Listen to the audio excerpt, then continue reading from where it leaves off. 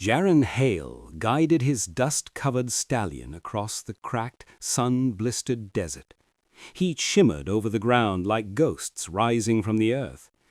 He had ridden since dawn, searching for water, searching for direction, maybe even searching for a reason to keep going. Then he stopped dead.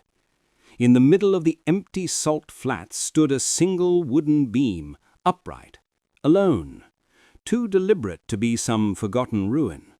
A darker shape hung from it, motionless, except for the faint sway of the wind. Jaron's breath caught in his throat. A young Apache woman dangled from the beam. A rope cinched tight around her neck, her bare feet suspended only a few inches above the dust.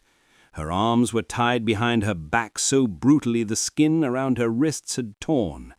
Dried blood streaked across her ribs, along her shoulders, down her spine.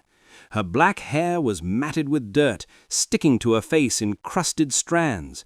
She looked like she had been left to die hours ago. But something, some instinct kept Jaron from assuming she was gone. He dismounted slowly, his boots crunching through the brittle crust of the desert floor. The air was too still, too expectant. "Easy now," he muttered under his breath, though he wasn't sure if he was talking to her or to himself. He pressed 2 fingers to her neck. A pulse. Faint, but it was there. Jaron exhaled sharply. "Damn, you're fighting, aren't you?" He pulled his knife and cut the rope in one clean slice. She collapsed into his arms like a lifeless bundle of cloth. Her breaths came shallow and ragged, each one a fragile victory. The heat had baked her skin, and grit clung to the blood on her shoulders. "Who did this to you?" he whispered. She didn't answer. Her eyelids fluttered, but nothing more. Jaron lifted her gently, carrying her to the shadow of a dry wash nearby. He spread his coat under her and tipped his canteen to her cracked lips. She choked, coughed, then forced to swallow. Good. She was still fighting. When Jaron looked back toward the hanging beam, he realized something chilling. The footprints in the dust weren't old. Some were nearly as fresh as his own. Someone had left her here recently. Someone cruel enough to watch her die slowly.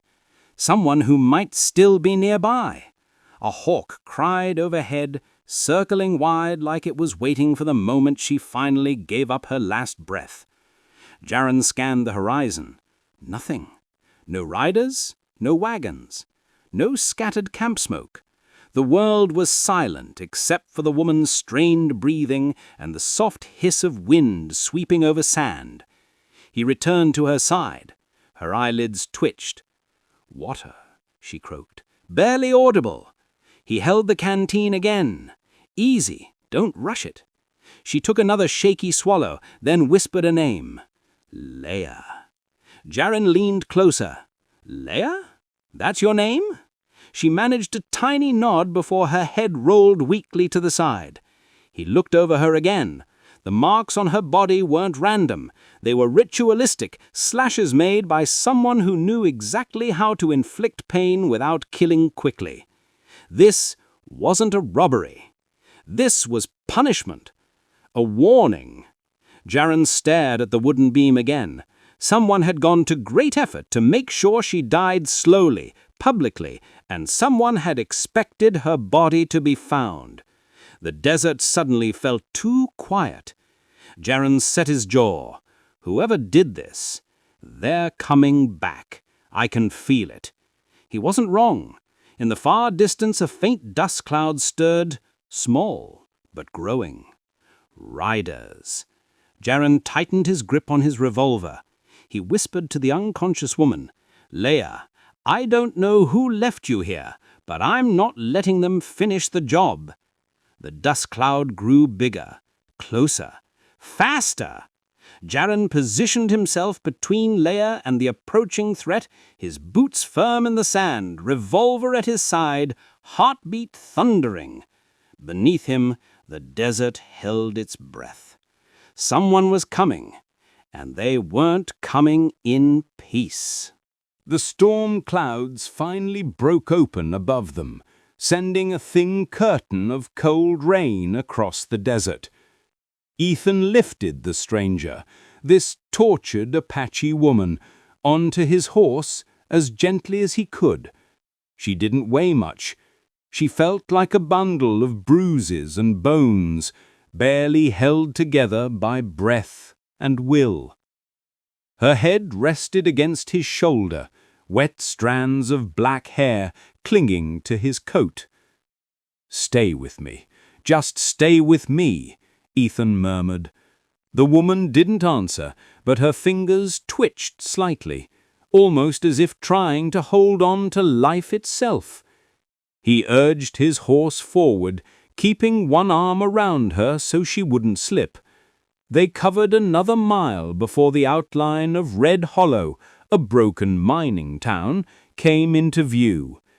Only a handful of buildings stood against the lightning flashes. An old stable, a weather-slashed church, and a saloon that looked like it had been abandoned twice over. Ethan headed straight for the stable. Inside, the scent of hay and dust filled the air. He lowered the woman onto a pile of blankets, lit a lantern, and knelt beside her.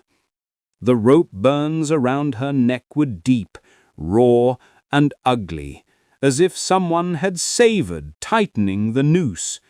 Several bruises ran along her ribs, and angry red welts marked her wrists. "God Almighty, who did this to you?" Ethan asked softly. Her eyelids fluttered open for the first time. Deep brown eyes, haunted, sharp, full of unshed fire, met his. She tried speaking. Only a rasp came out. Ethan brought a canteen to her lips. She drank slowly, each swallow hitting her like a knife sliding down her throat. But she didn't stop, not until she had taken a few desperate gulps. Finally, her voice scraped its way forward. "Name, I am Sneha." Ethan nodded. "I'm Ethan. You're safe now." But she shook her head, slow, painful, terrified. "No, not safe. They come back," she breathed sharply. "They come, for me, for all." Ethan's jaw tightened. "Who?" Her eyes shifted toward the open stable door, toward the desert beyond, as if shadows still haunted her. "They're men wearing white scarves," she whispered. "They are not law. They are not tribe. They take, they hurt, they kill." Ethan froze. White scarves. He knew who she meant. The Cinder Ridge Riders, a gang that pretended to keep order in the desert while stealing from anyone too weak to fight back. They hanged people when they felt like it. They burned wagons for sport. And worst of all, the sheriff in Tucson pretended not to see. "Those devils did this to you," Ethan growled. Sneha gave a weak nod, but her hands suddenly shot out, gripping his sleeve with surprising strength. "They see you," she whispered. "They will return." Thunder cracked overhead. The lantern flickered as wind pushed against the old wooden walls. Ethan looked out into the darkness. He had a choice: run or stand. His hand brushed the hilt of his revolver. Let them come. Sneha's breathing slowed, her strength slipping again. Ethan covered her with another blanket. She watched him with exhaustion settling into her bones. "You should not help me," she said, voice trembling. "They destroy anyone who protects." Ethan shook his head. I've buried too many good people already because of those animals." Lightning flashed again, and something moved outside. A silhouette, then another, then 3. Ethan reached for his rifle. "Stay quiet," he whispered. Her eyes widened. "It is them!" A voice outside called out, slurred with arrogance and whiskey. "Ethan Cole, we seen your tracks. You got something that belongs to us." Another voice chimed in, mocking. "Yeah, we left that Apache trash hanging for the coyotes. Bring her out, and maybe we won't burn this whole damn town to ash." Seneha shivered beneath the blankets. Ethan stepped toward the stable door, rain dripping from the brim of his hat. The men outside couldn't see his face yet, but they would see his anger soon enough. He whispered back toward her, just loud enough. "I'm not giving you to them. Not today, not ever." She closed her eyes, not in fear this time, but in a fragile kind of relief. Ethan cocked the rifle. "Come on then, let's finish what you started." One of the riders shouted, "Last chance, Cole." Ethan stepped into the doorway, the lantern behind him throwing a long shadow across the mud. "You boys made one mistake. You didn't finish the job," he said, voice steady as steel. The rain hammered down. The riders reached for their guns, and Ethan fired first. Gunfire tore through the rain-soaked night like firecrackers exploding in a canyon. Ethan dropped to one knee, firing twice in quick succession. One of the Cinder Ridge riders spun backward, his white scarf whipping through the air before he crashed into the mud. The other 2 ducked behind an old wagon. A bullet slammed into the stable's wooden beam above Ethan's head, splintering it. Another ricocheted off the rusty horseshoe over the door. Inside, Seneha clenched her fists, forcing herself not to cry out. She watched Ethan through the half-open stable boards. He stood his ground, soaked to the bone, rifle smoking in the rain. He wasn't running. He wasn't bargaining. He was fighting for her. Ethan yelled over the storm, "Come on out! Face me like men!" A mocking laugh answered. "Nah, Cole! You think we came alone?" one of the riders shouted. Ethan's heartbeat went cold. A moment later, more shadows appeared through the curtain of rain. At least 5 more men, all wearing white scarves, emerged from the darkness with guns drawn. Seneha's breath stilled. Ethan's jaw locked. This wasn't a gunfight. This was an execution. One of the riders stepped forward, twirling his pistol. His voice slithered through the night. "She was supposed to hang until morning. We left her alive, wanted to come back and watch her die slow. But you," he pointed his gun at Ethan, "you messed up our entertainment." Ethan's grip tightened, rage boiled through him. "You call torture entertainment?" he growled. Another rider barked a laugh. "Don't act righteous, Cole. We're cleansing this land, and she ain't worth the rope she almost died on." Seneha's eyes filled with tears, but she swallowed them down. She had survived worse, but watching Ethan stand alone for her, this stranger, this stubborn, reckless man, felt like a knife in her chest. Ethan shouted back, not caring who heard, "She's worth more than all of you put together." One rider raised his pistol. "Then you can die with her." They fired. The world blurred. Ethan dove behind a trough, mud splashing up his coat. Bullets hissed past, one grazing his sleeve. He shot back, hitting another rider in the shoulder. The man screamed and fell. Still, there were too many. Ethan's rifle clicked empty. He reached for his revolver when a sudden flash of movement caught everyone's eye. Sennaha. Despite her injuries, she had crawled from the blankets and dragged herself to Ethan's dropped saddlebag.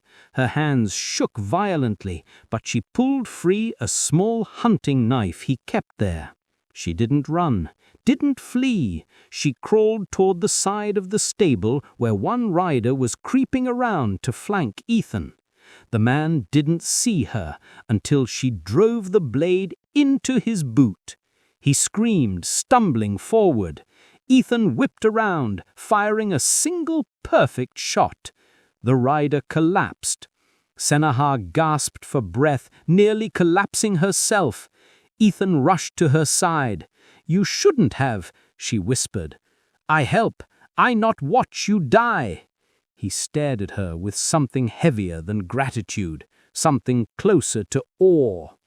But the storm wasn't done. The last 3 riders charged together, guns blazing. Ethan grabbed Sennaha and rolled behind a water barrel as bullets ripped through the stable wall. He fired blind shots to slow them down, but he knew the truth. They were running out of cover, running out of ammunition, running out of time. Sennaha touched his arm. Her voice was a ghost in the rain. "Ethan, listen." He looked at her, really looked, and saw something fierce burning in her eyes, even through the pain. "I know a way," she whispered, "but you must trust me." "Anything," he said without hesitation. She gestured toward the church across the muddy street, its old bell tower still standing like a stubborn skeleton against the storm. "Inside, under the floor, there is powder, many barrels, abandoned from mining days." Ethan blinked. "Enough to level the place?" She nodded weakly. "Enough to finish them, if we make them follow." A dangerous idea filled his mind, a deadly one, but it was their best chance. Ethan helped her stand. She winced, but didn't complain, and together they slipped out the back of the stable, unseen in the downpour. The riders noticed too late. "Hey, they're running!" Ethan fired backward as he and Sennaha limped toward the church. Bullets blasted the mud around their boots. Lightning split the sky as they shoved open the old church doors and stumbled inside. The riders stormed after them. Ethan lifted Sennaha, lowering her near the trapdoor she had mentioned. He could hear boots slamming against the wooden church steps behind them. "Hurry! Inside!" Sennaha urged. Ethan nodded. He ripped open the trapdoor, revealing a black pit lined with barrels of forgotten blasting powder. He turned to her. "You sure about this?" Her eyes softened, for the first time since he found her hanging from that wooden beam. "You saved me," she whispered. "Now I save you." The church doors burst open. The riders poured inside. Ethan didn't hesitate. He struck a match. The flame flared, and the world turned white. The explosion echoed across the desert for miles, shaking the bones of the old mining town. The church disintegrated into a storm of fire and splintered wood. When the smoke finally cleared, nothing remained of the riders, nothing except silence. Hours later, at dawn, the first rays of sunlight crept over the ruins. Ethan coughed, pushing aside broken beams. Dust and ash coated him from head to toe. His ears rang like church bells. "Sennaha!" Ethan shouted, staggering. A soft groan answered. She was half buried beneath a fallen pew, alive but weak. Ethan tore the wood away and lifted her in his arms, holding her close as if she might vanish. "You safe," he whispered, his voice breaking. "It's over! You're safe!" Saneha rested her forehead against his shoulder. "You fight like storm. No man ever fought for me." Ethan smiled gently. "Well, maybe you finally met one who should." She closed her eyes, letting the rising sun warm her bruised face. For the first time since he found her on that lonely wooden beam, she looked free. And Ethan knew, whatever came next, they would face it together.